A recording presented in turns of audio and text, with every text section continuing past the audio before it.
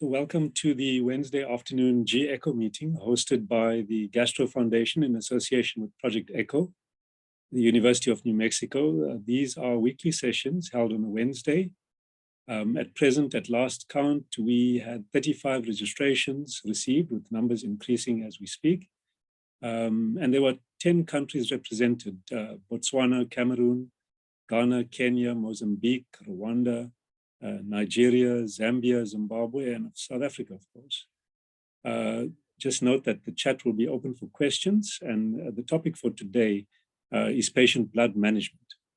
As such, it brings me to great pleasure to introduce our speaker for the afternoon. It's Dr. Claire Barrett Amor. She is a medical specialist and senior lecturer at the University of the Free State, a dear colleague of mine. She did her postgraduate study in transfusion medicine and currently holds the posts of being the research manager at the medical school, as well as the vice chair of the Health Sciences Research Ethics Committee. So she's a well-placed person to discuss this afternoon, and she's going to take us through the topic of patient blood management and how she feels that it will help to deal in its institution with some ethical issues. And we know in Africa and in Southern Africa, we deal with a lot of ethical dilemmas and problems and issues in our settings. And she's going to clarify these and show us how PBM, patient blood management, will assist to make all these, or to alleviate these. And with that, I hand over to you, Claire. Thank you very much for this afternoon session. Wayne? Sorry, it looks like Claire has dropped off. I'm just seeing if she's going to come back on. I see.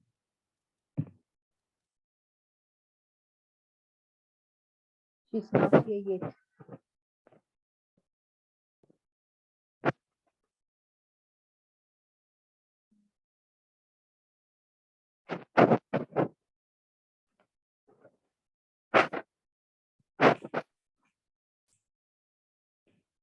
Okay.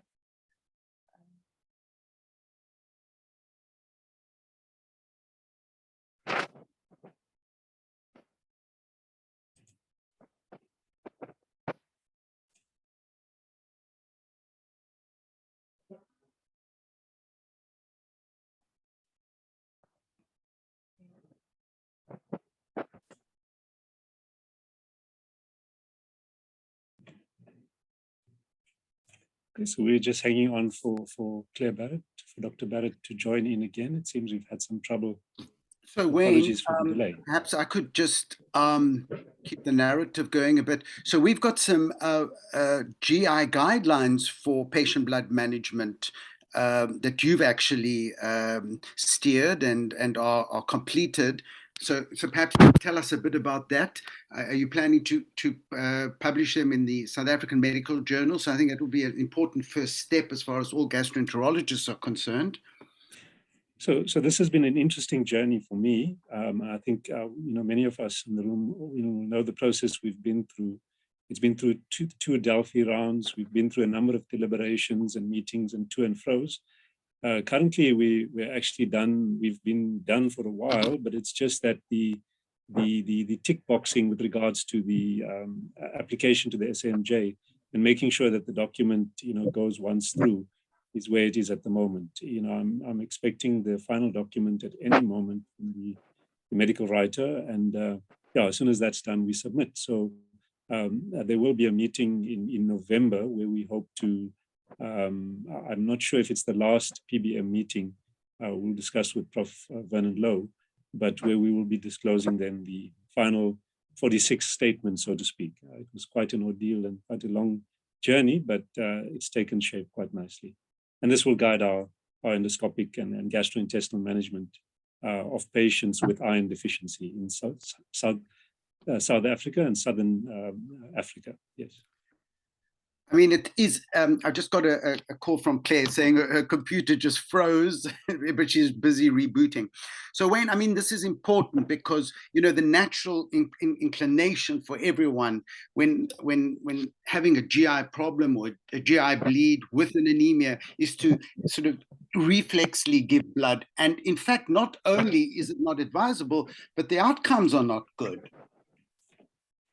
Yes, I think that's the whole point of the whole drive of patient blood management. And I think particularly with regards to the gastrointestinal milieu, you know, many settings where we can make adjustments and changes in mindsets about, you know, transfusion, you know, just knee-jerk transfusion, and the evaluation of these patients and to guide the evaluation of these patients efficiently and to get them to an answer with regards to blood loss in the GI tract and other obscure causes for iron deficiency, and not wait for patients to come in with the calamity of anemia due to iron deficiency, and scarily even later more disastrous endpoints. So this, we hope, will effect these changes and an improvement in outcomes with time. Yeah, so the whole focus is to be aware of the interpretation of iron studies, which can be very difficult, particularly in sub-Saharan Africa, where chronic inflammation, chronic infections are very common. So the very important first step is to differentiate true iron deficiency from anemia of chronic disorders. And then the second thing is not to wait till the hemoglobin drops, but to act on the ferritin. So the ferritin becomes the more important parameter to follow, and that obviously will impact on quality of life and outcomes. Yeah, we've had the debate during the setup of the guidelines, and you know, the title in itself, you know, initially said iron deficiency anemia, you know, and we've had a lot of debate trying to bring us around. And the whole drive is to look and pick up patients when they become iron deficient and, you know, deplete their iron store. And that hopefully would be the end point, and then pick up all these patients and evaluate them judiciously and appropriately within the setting that we find ourselves in with the resources that we have, and help them more efficiently.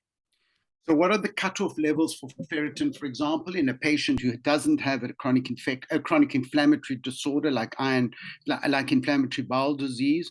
When would you start acting on what's the low limit of ferritin? So the guidelines suggestion is 30. So that would be our cutoff for someone without inflammation.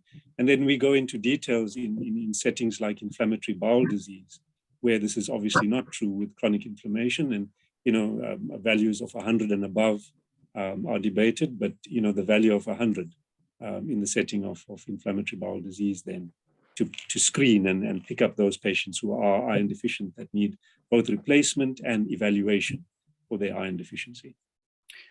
And in inflammatory bowel disease, your first port of call would be parenteral iron replacement therapy.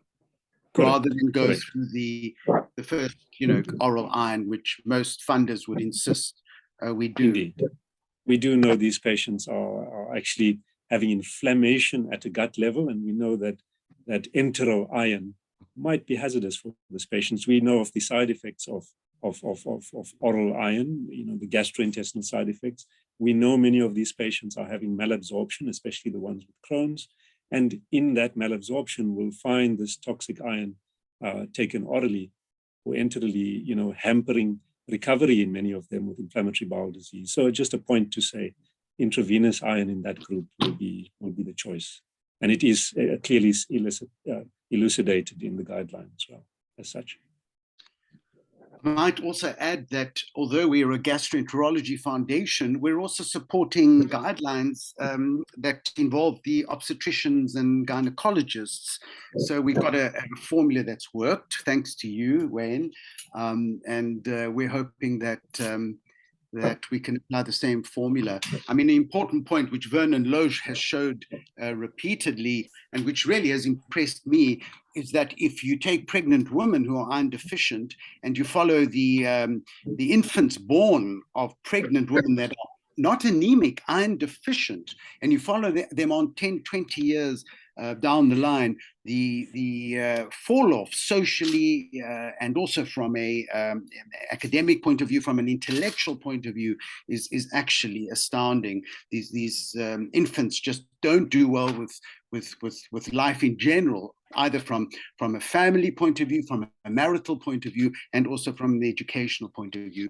So there is a big drive now to try and not only pick up, because I think most pregnant women do have their irons and HBs tested, but not only pick these patients up, but also treat them appropriately with iron replacement to try and prevent this terrible outcome that goes on for 10, 20 years.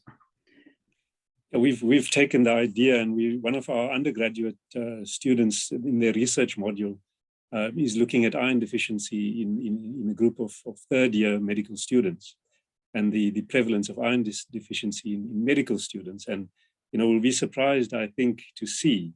I give a lecture about alarm symptoms in gastroenterology, and 9 times out of 10 in the lecture, I point out the signs of iron deficiency, which we touch on in the guidelines as well. And one of them is restless legs.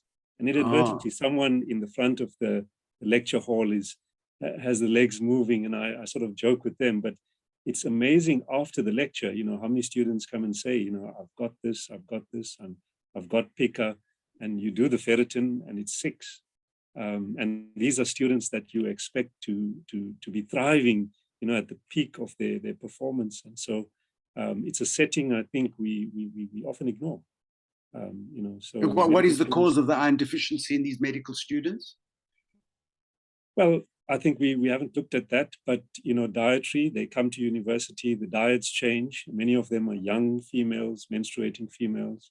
I think we're not at a point where we're doing endoscopic evaluation of them, but definitely if it's something that we find that is prevalent from the study, we'll have to evaluate them according to the guidelines, and then they'd have to follow the route.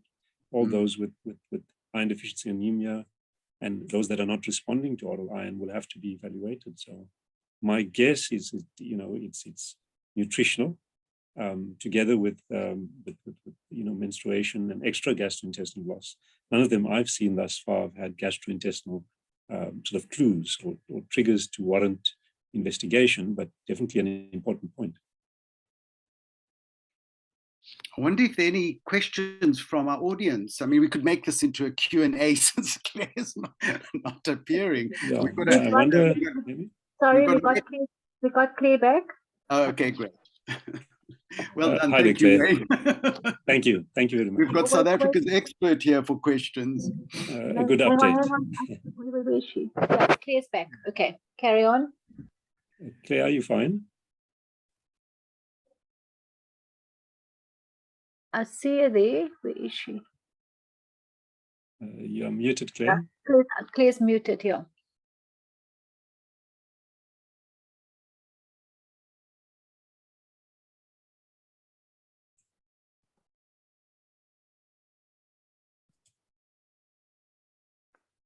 Let me ask.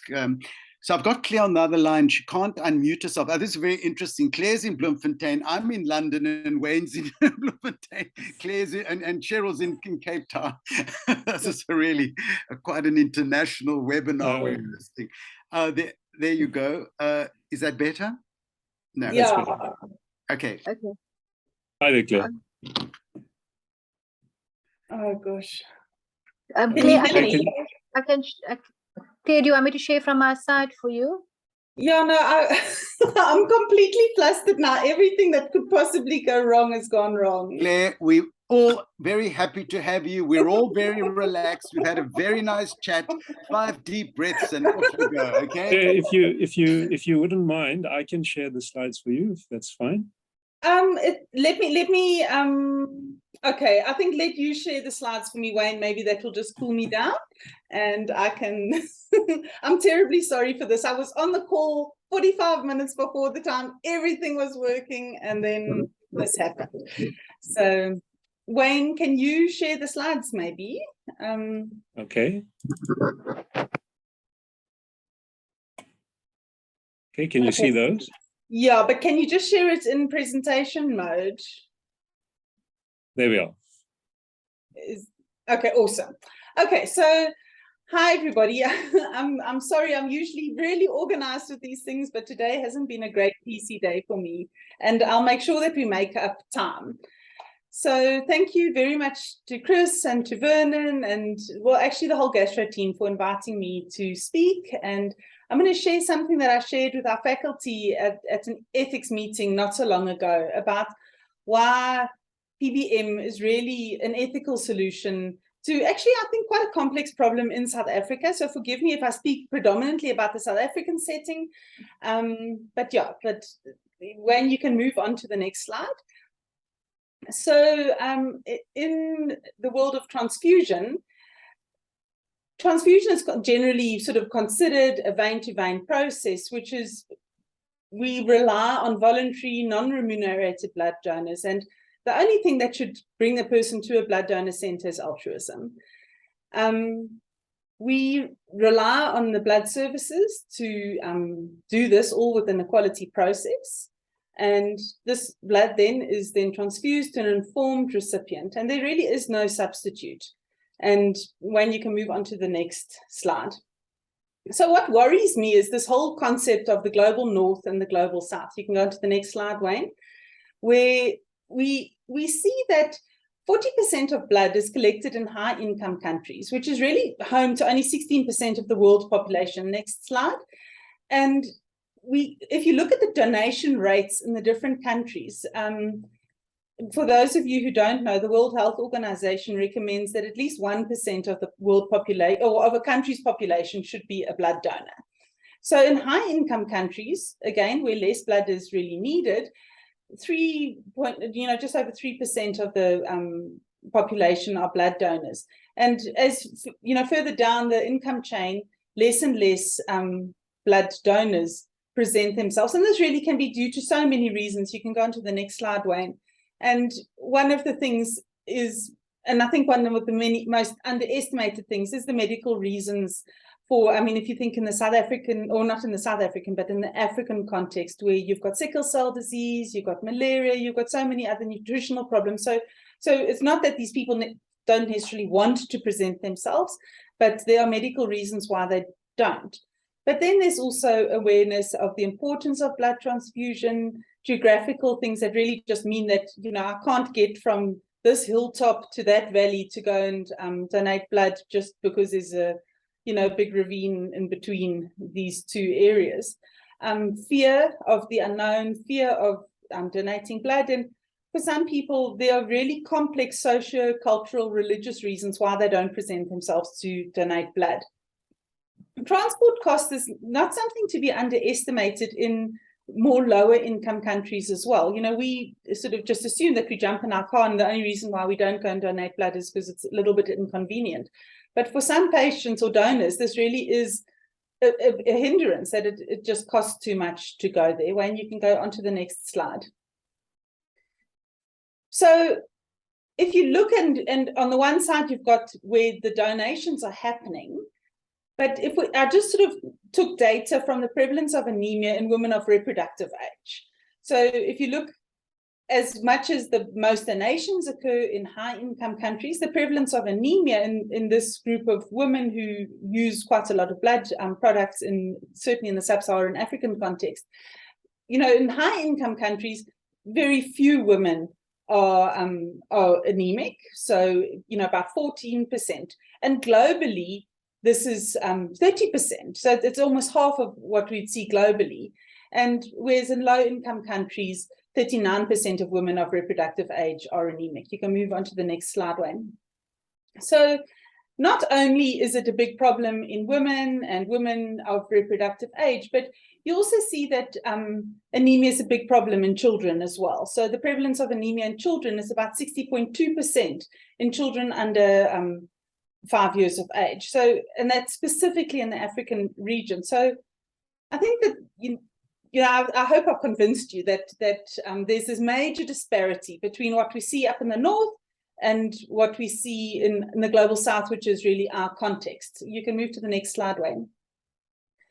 So the challenge is that we live, most of us live on a continent where we've got a huge prevalence of anemia. And yet we also live on a continent where the amount of blood products that are available for transfusion are lacking. You can move to the next slide, Wayne.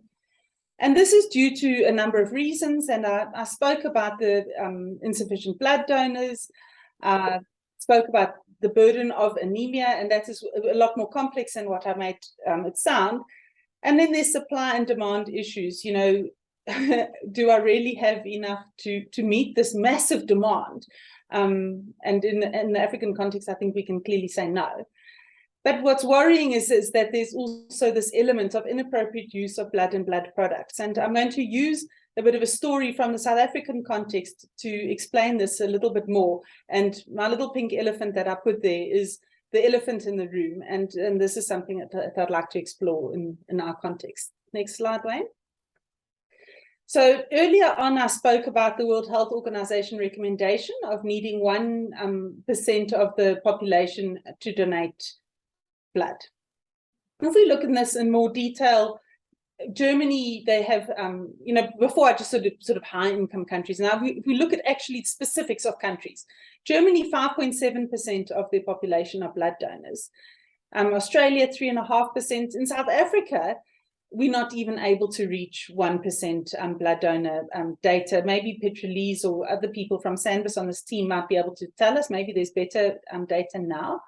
But if we look at a country, and I live in Bloemfontein, which is right on the doorstep of Lesotho, which is a small country sort of in the middle of South Africa.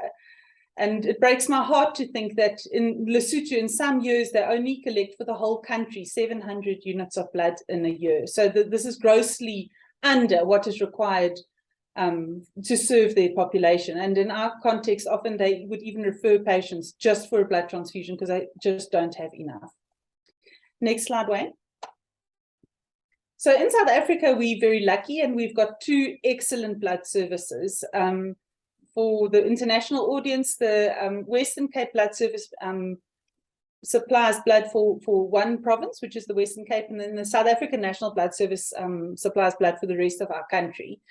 But despite having these excellent facilities, we often are stuck with, you know, if you look on social media frequently, I mean, almost weekly, we'll see one of these adverts, you know, that there's just not enough supply to meet the demand. And this is often much more over festive times when a lot of blood donors are on holiday, but it's also the time that a lot of people are on the roads and there's more road traffic accidents. So even in our country, we're not able to meet that demand. Next slide, Wayne.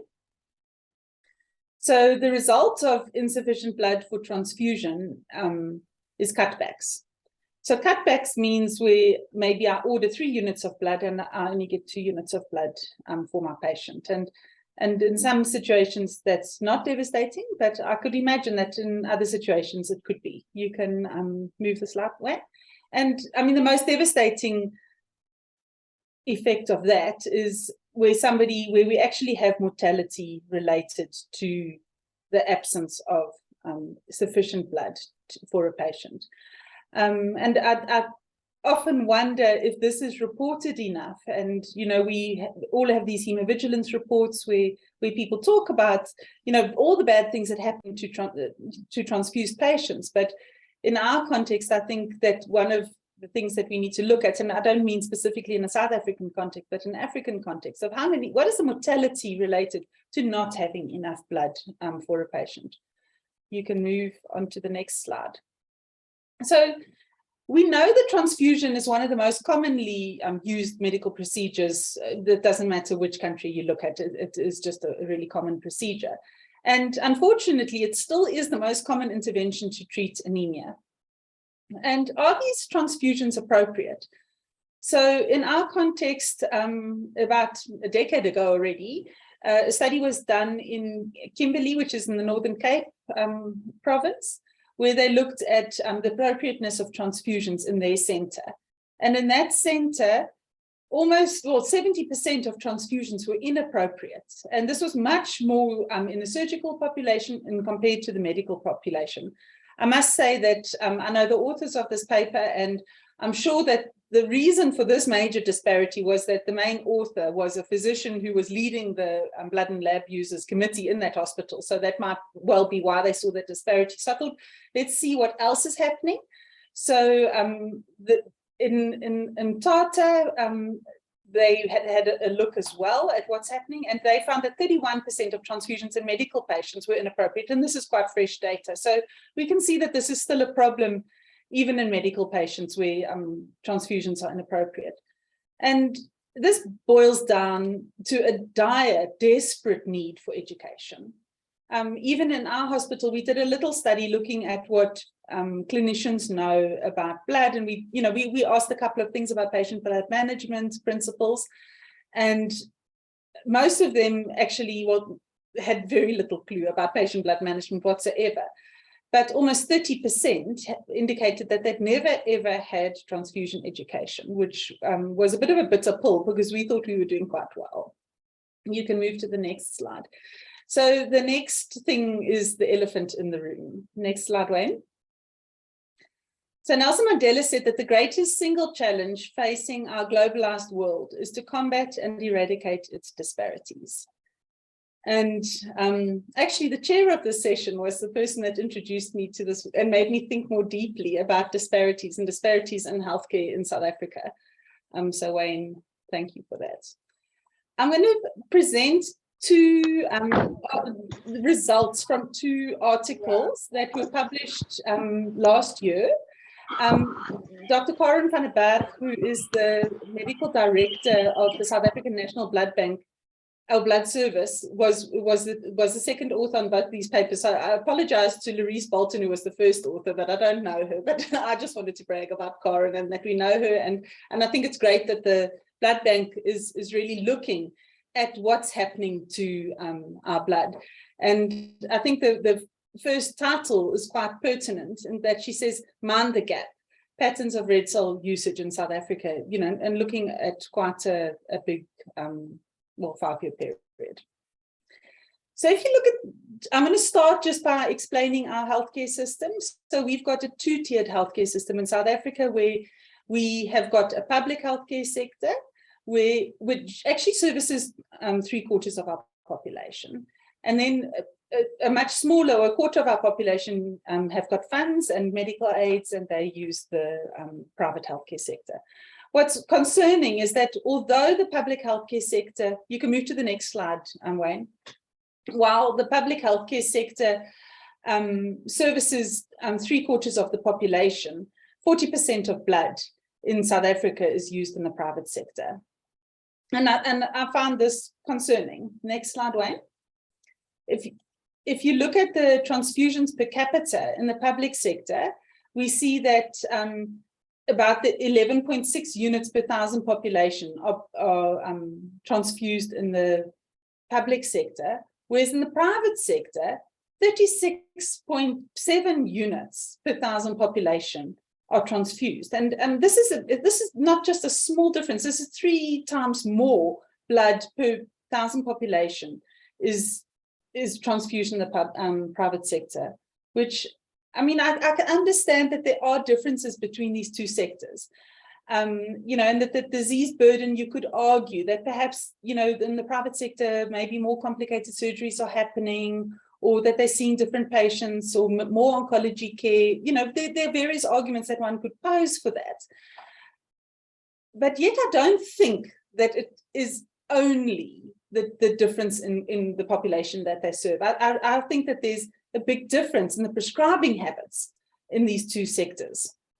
Next slide, Wayne. So if you look at these differences in transfusion, and you compare what's happening in our private sector to what's happening in the UK. So in the UK, about 21 units per thousand population are transfused. So I think that mitigates that argument that we're seeing different diseases and the more complex cases. And, even if you look at a country like Switzerland, who's maybe got a bit of a more liberal, maybe because they've got more older population. So I don't want to say they've got a more liberal transfusion policy, but they maybe have an older population where they need more blood per population or per capita. But the point is that our private sector is using way more blood than other very global northern hemisphere. Well, this is actually Australia. It's not really northern hemisphere, but you know what I mean. That we're using way more than what we're seeing in what we call traditionally first world countries. You can move on, Wayne. So this difference in blood transfusion actually mirrors what we see in healthcare expenditure. So remember, we said about 3.2%, 3.2 times more blood is used in the private sector compared to the public sector. And that's very much what we're seeing in the annual healthcare expenditure in general between those two sectors. And this really hasn't changed much from when Kuvadia published this in 2009. Bongani Mayusi spoke about it again in 2014, and our more current data supports it. So there is this huge disparity that I don't know that's really getting narrower. Next slide, Wayne. So if you look at this sort of a little bit deeper in the public sector, where we're using almost a quarter less funds, we also see that one government doctor would serve 2,500 public patients, where in the private sector we've got one doctor who's serving 500 patients. So this, it's a much more complex problem. So next slide, Wayne. Thank you. In the public sector, we actually saw in this data that Louise Bolton produced, that the transfusions sort of had a negative growth in the public sector, although the population using the public sector actually grew. So this worries me. So we are becoming more restrictive in our transfusion triggers in the public sector. Whereas, I mean, these are tiny numbers, but still. But whereas the transfusions in the private sector actually increased, despite the fact that the amount of people using the private sector actually shrunk. So I think that we could maybe say that that's not an overwhelming sort of statistically significant suggestion, but there is a suggestion that this disparity is not shrinking, and that it might actually be growing. Next slide, Wayne. So the authors also had a look at the transfusion per pre-transfusion HB. So in general, we consider an HB transfusion trigger of 7 as appropriate. And if you look in the public sector, it seems to be more appropriate, and perhaps even an indication towards under transfusion in the public sector, where the average pre-transfusion HB was 6.9, which is maybe not a huge jump from what we're seeing in private sector, but there's definitely a difference in this possibly under transfused group in the public sector, and there could be a number of reasons for that that we could have a look at and talk about later. Next slide, Wayne. So if you look at the data looking in the private sector, so that's the dark blue guys, this dark blue histogram, and in the private sector, which is the powder blue one, just at a glance, you can see that on the left, it's the male group, and on the right, it's the female group. So just comparing these two graphs, you can definitely see that there's something very different happening there. Next slide, Wayne. So in the public sector, we see that it's more female predominant and definitely a lot younger compared to what we see in the private sector. And, with males making sort of this big foot at the bottom of the public sector, so little boys 0 to 4 years, whereas women, you could almost imagine a pregnant belly here, where women using blood in this age group 20 to 39 years. And whereas in the private sector, it's almost quite straight, but with this tendency to be using blood in the much older age group, which also, shows I think a clear disparity there. Next slide. If you look at the blood used per discipline in our setting, in the public sector, medical patients use about 1/3 of blood, whereas in the private sector, 1/3 of blood is used in critical care. And, off the top of my head, I think that the most likely reason for this is that it's not that easy to get an intensive care bed, at least in Bloemfontein. If you're a public patient, there's a finite amount of beds, and so perhaps not all patients have got equal access to critical care beds in the public sector, but certainly many more medical patients needing blood or using blood than in the private sector. And also what, as we sort of surmised from the previous graph, in Obs and Gynae, you know, they're using over a quarter of the blood in Gynae patients, where that's not the case in the private sector. But if you just look at the blood use in critical care, in the public sector, you can calculate it as 0.4 units per thousand population, whereas in the private sector, 10 units per thousand population. So there's a big difference in prescribing habits, and which might not only be prescribing habits, like I alluded to, that could actually also just be access to that. But in medical patients, in the public sector, 3.3 units per thousand population, whereas in the private sector, 9 units per thousand population, which sort of takes away from this argument about more sophisticated procedures, you know, maybe doing liver transplants, things that people in the public sector don't easily have access to.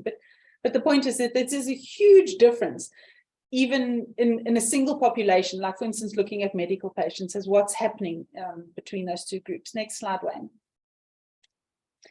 So this lady who's being wheeled into an emergency room, I think her sort of likelihood of getting blood and the amount of blood she's likely to get could be very different depending on whether she's wheeled into a private hospital or a public hospital. And I find this concerning because we've only got one guideline. So either one group is not reading the guideline or not applying, or knows the guideline but not applying it, or another group is also maybe under reading the guideline and being too restrictive. So I mean, there's two scenarios here, but the truth is that there's a clear indicator that this one guideline is not being implemented the same.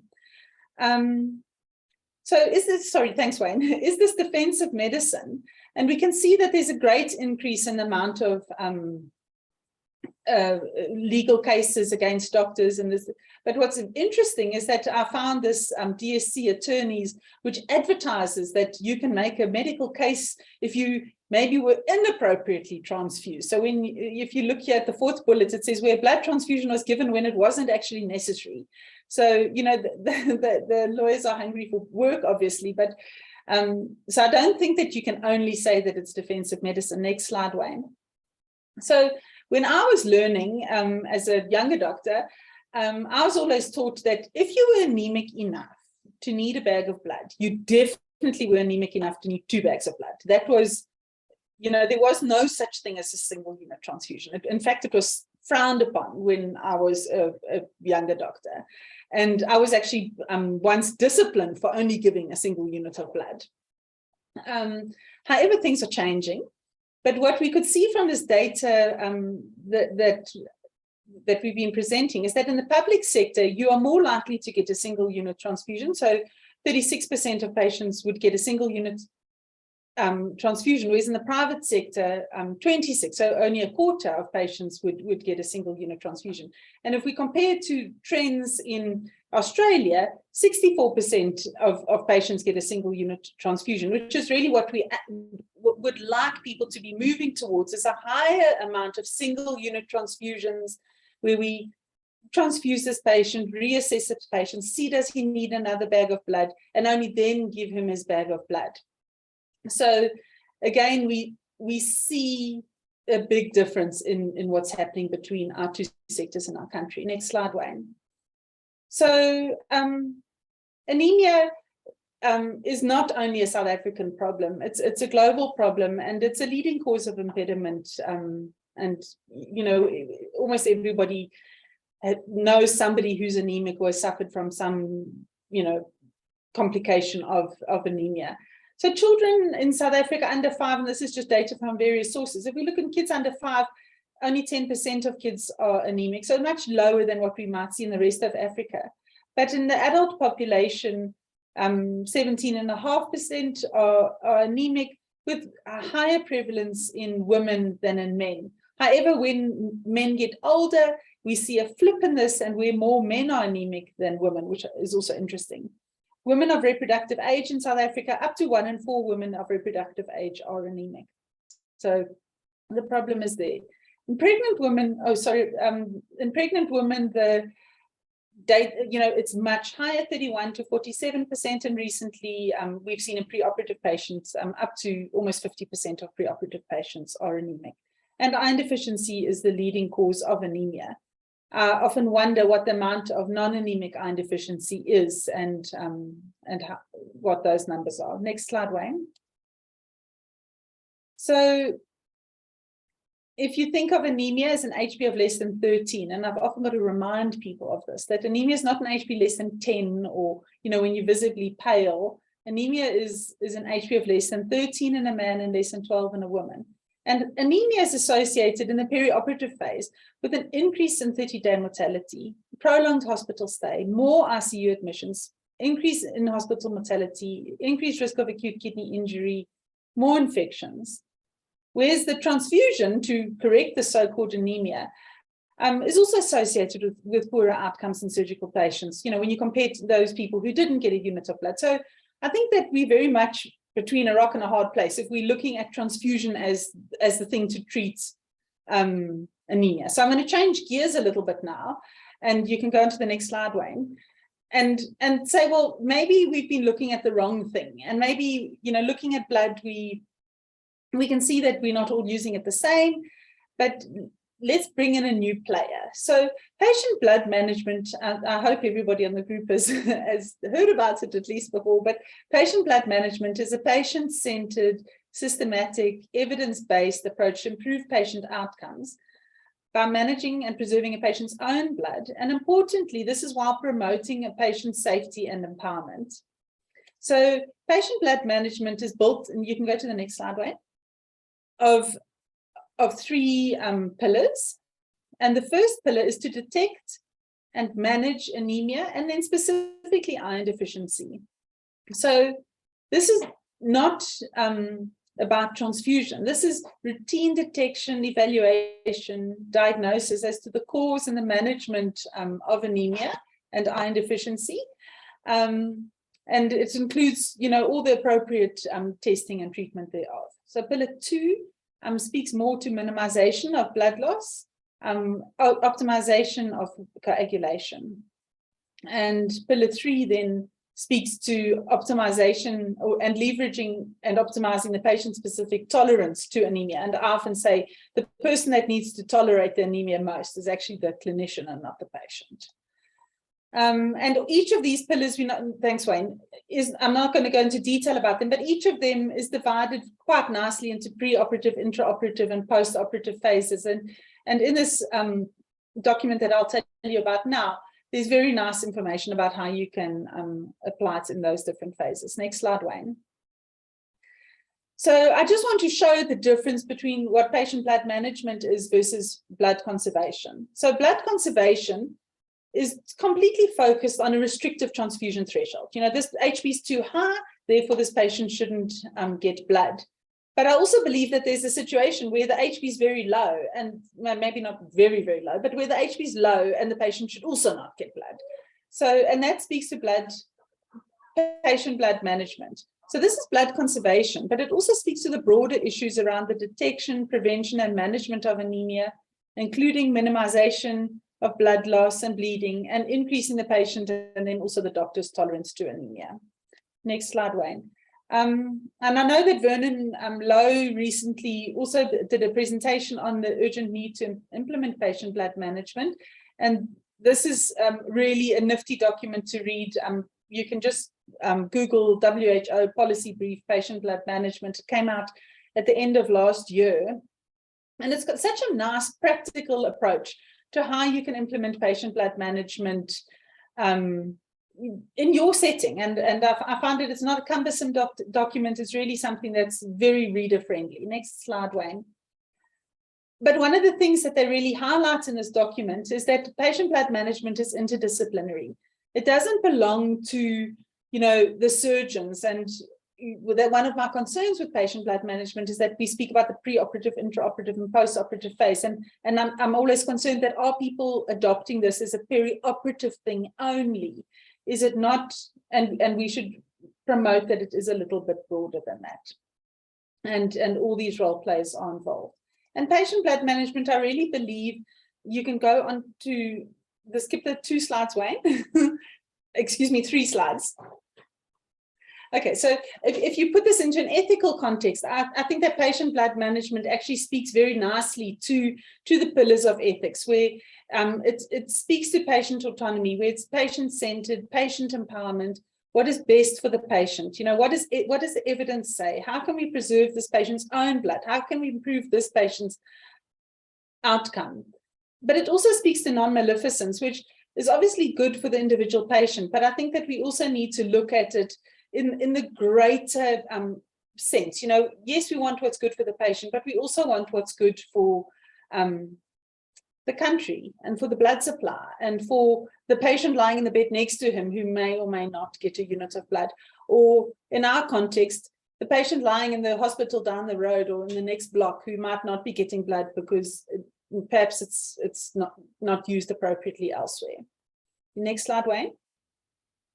So this was sort of a bit tongue-in-cheek, but as much as the patient is central to patient blood management, I read an interesting argument that does patient blood management not interfere with clinician autonomy? You know, I want to give this patient this blood because I think it's a good idea. And it was just an interesting argument that I saw, that, you know, it's not actually all about the patient, but some people believe that the clinician, obviously the clinician knows the patient intimately, and the clinician, I would hope, would also want what's best for the patient. But we need to educate people as well. And I think that is one of my predominant messages today, is that education is so important to make sure that people can learn that this is not about saving costs or conserving blood. This is actually about what's best for the patient. Next slide, Wayne. So, and just to summarize, that often what is best for the patient is also best for the blood supply, as well as the institution that's paying the bills. Next slide.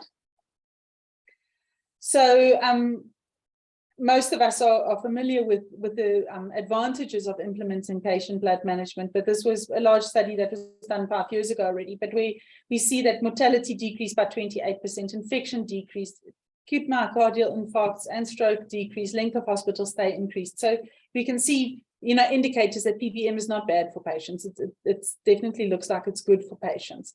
But what I really liked here is the purple blocks, where the incidence or prevalence of preoperative anemia decreased from 21% to 14%. And that's a significant decrease. And that speaks to a system-wide implementation of PBM. This is not just about when the patient comes to hospital. This means that PBM must be implemented out in the clinics. It must be, you know, we need to get everybody involved, you know, from the primary healthcare clinic all the way, because we want these patients to come in not being anemic.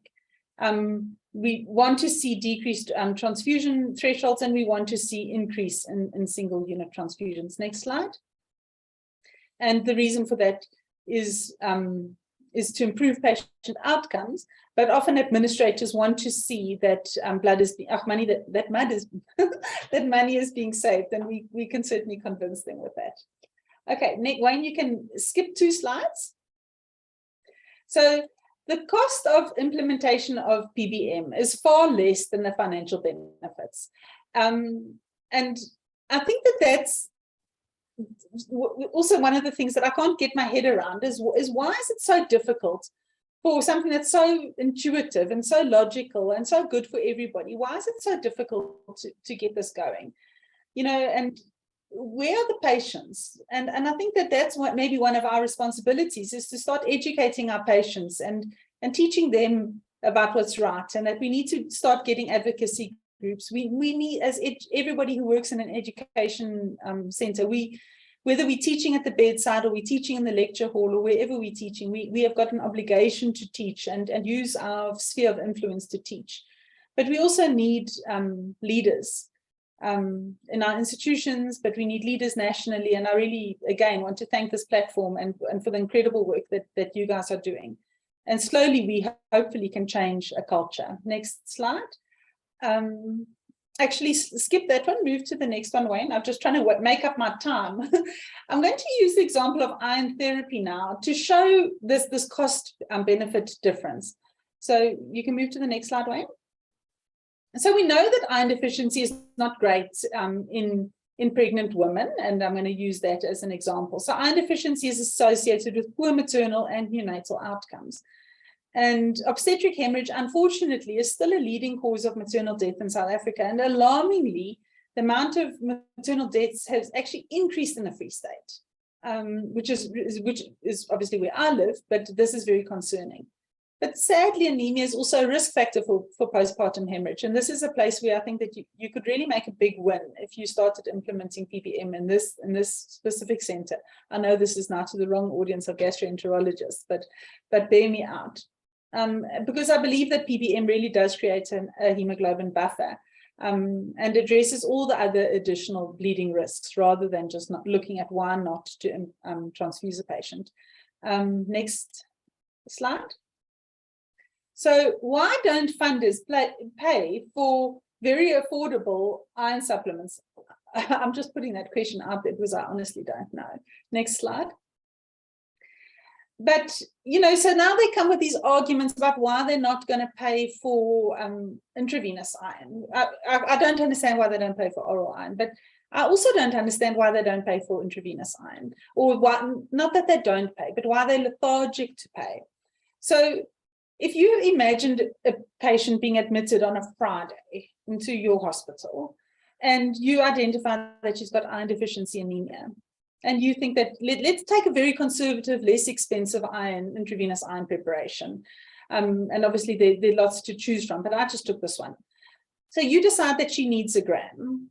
And I phoned our local private pharmacy and asked what would it cost for a gram of iron dextran. And this was the price that was given to me. But yet a unit of blood, if now we decided to take her out of her misery and we gave her a unit of blood, that would cost 4,500 Rand.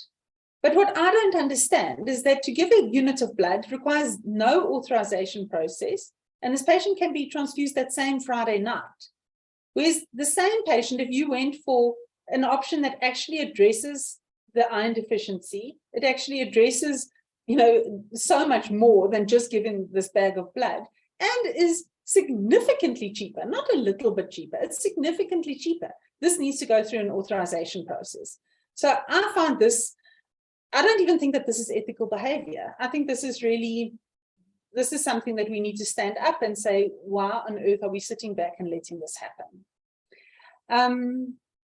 So Wayne, I'm going to ask that you go to my next slide. Next slide, next slide. Next slide. Okay, good. So let's go to the previous slide. So I believe that patient blood management can really benefit so many people. And if we look at the Sustainable Development Goals that are given to every country, I believe that patient blood management, and this is not just me that believes it, I borrowed somebody else's ideas, but I mean, it addresses at least 6 of these goals. And how much more bang for your buck do you need? This is affordable, it's logical, it's inexpensive, and it really is just waiting for you to raise your hand and say, well, in my world of work, I'm going to do my best. Next slide, Wayne. So patient blood management, actually, if you think of it in the biggest scheme of things, where it addresses poverty, because we know that anemia makes people not be able to work. And then they can't take care of their family, and the whole family goes down. Anemia is associated with malnutrition, good health, well-being, education, girls missing school because they're anemic and just too tired, gender equality. We need to look after our women. Next slide. So this paper from the World Health Organization ends with a call to action, and it says that all member states should really act quickly through their ministries of health to adopt a national patient blood management policy. And I think that that's all good and well, and most of us don't have the ears of our departments of health. But I think in our world of work, we can take what we learn today or on all these weeks and light somebody else's candle. And if each person can teach at least one person that PBM is a good option and it's good for patients, I think that would be a great win. Thank you.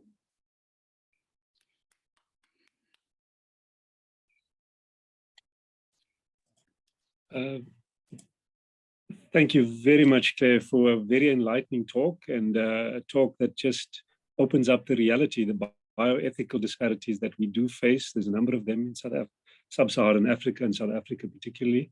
And, the worrisome thing, we have the different sectors, which are, chasms apart often. And now the worry for me is we have one SANBS, one supply of blood.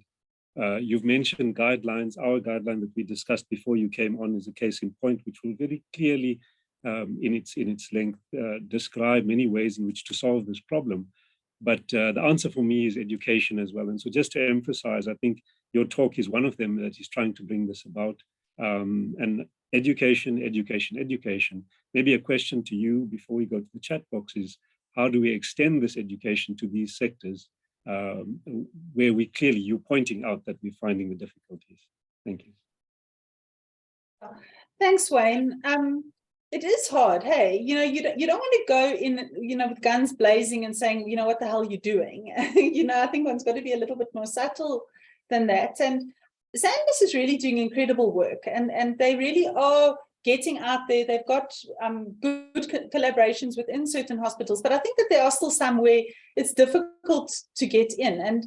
And that's why I think platforms like these, we need to get more platforms like these where people can link in at their own place and their own pace and really just come and listen and learn and maybe just think. And I think we need to stimulate thought, and we can't sort of crack a whip and say must change what you're doing. You actually need to take that truth and let that person make that truth their own, because only then are you going to change your practice. I think guidelines are great, and I mean, I know that you and your group have worked extremely hard on producing guidelines, and that's commendable. But again, they shouldn't just be in the pages of a journal. They need to be disseminated, and we need to make sure that people not only read them, but that they adopt them as their own truth and know that this is what is best for the patient. And somehow we need to break this myth of defensive medicine, and that's why I transfused this patient. And that's still something that I don't really understand, is why, when we are teaching our registrars, because let's be honest, a lot of the public sector are represented by teaching hospitals as the main blood users. So we're teaching our registrars, and they're implementing and practicing that in their training platform. But the minute they go down the road and work in a private hospital, they follow another set of rules. That's the disparity. Any other questions from anyone? Wayne, perhaps if I could just make a comment. Thanks so much, Claire and Wayne, for coming in this afternoon. We got drawn into it. The foundation got drawn into this issue because of it's such an important issue. But one of the suggestions is the clinician is faced with so many responsibilities, and accepting that the patient-doctor relationship is sacrosanct. One of the suggestions is that each hospital have a blood officer. I would like to use the term PBM czar, who czar may be a little bit too autocratic, but who takes the responsibility off the hands of the clinician as far as what to do in a situation, whether to give blood or whether to give iron, and also will liaise between the clinician and the funder, taking the responsibility off the clinician's hands for having to motivate for iron, for enforcing guidelines that have been written, and making it much easier for a clinician to do the right thing. I'm all in favor of education, and that's what the foundation really strives to do. Guidelines is a very important first step, but I found that it's really not intentional that clinicians reflexly give blood. It's just a lack of awareness, and also it's a defensive, often a defensive move, because doctors don't want to do the wrong thing, and it's always just safer to give a unit of blood in a patient who's got a hemoglobin of 8, even though it's not indicated. So centralize this with an officer who follows guidelines, who takes the responsibility off the clinician's hands, and who liaises with the clinician and doesn't enforce decision making, but works in conjunction with the physician. And many physicians will in fact welcome this and have favored this this kind of situation. Yeah, so maybe if I can jump in there, perhaps we should learn from antibiotic stewardship committees, because that's what they've done, you know, and they've just guarded and stewarded, and I quite like that word, you know, and you know, I'm sure in the beginning they must have met with a lot of people that said, you know, don't dare tell me how to and what to antibiotics to prescribe, and perhaps we should go and look at what model they used. And because I mean, even in private hospitals, they've got antibiotic stewardship committees, so or an antibiotic stewardship person at least. So perhaps that's something that we could look at, to have a transfusion stewardship person. A PBM steward. I like that. That sounds good. Thank you very much. Thanks, Prof. Any other questions? I see we've passed the time of 5:30. I see just on the chat box, there's just comments from Vanita Rambridge, excellent presentation, and Petra-Lisa Vessels, who's supporting your comments, Claire. I'll look through again, and I don't see any more questions. If there are none, if you'll allow me then to conclude, just to say thank you to Claire. This was a wonderful talk, and I enjoyed it very much, and just reinforced many of the ideas that are had about PBM and its management, and you know, the entity of a PBM steward that we hope to see, you know, filtering the information out to all. Thanks to the ECHO UNM team and the ECHO India team. I think important for everyone to please put on your comments onto the feedback form, which is in the link that's provided. You know, the recordings will be available on the Gastro Foundation website. And with that, to say thank you to the Gastro Foundation for the support there. Thanks again, Claire. Thanks to the sponsors. Thanks to everyone that has attended. And just to give you the heads up that next week's GECHO meeting will be from pediatrics. And we look forward to that on the Wednesday afternoon. They will be discussing metabolic liver disease in the pediatric population. We look forward to that. Thank you to everyone, and have a great, blessed afternoon, and have a good day. Goodbye. All right, thanks a lot. Thank you.